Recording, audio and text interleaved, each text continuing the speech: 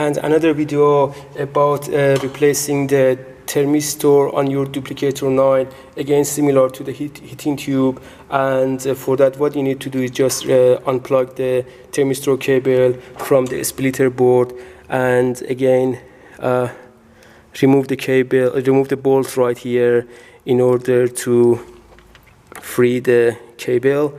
And you need to loosen the set screw right here, which keeps the hot end, and then you go for the second set screw on the hot end. You have to loosen it,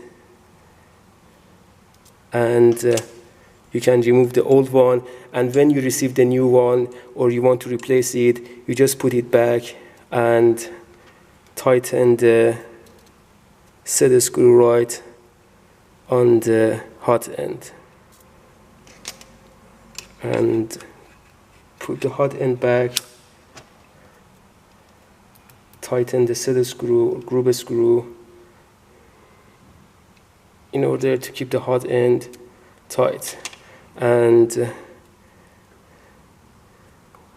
plug the cable back.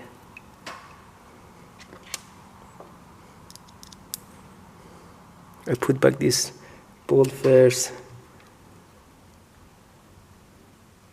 and then plug the thermistor on the splitter board.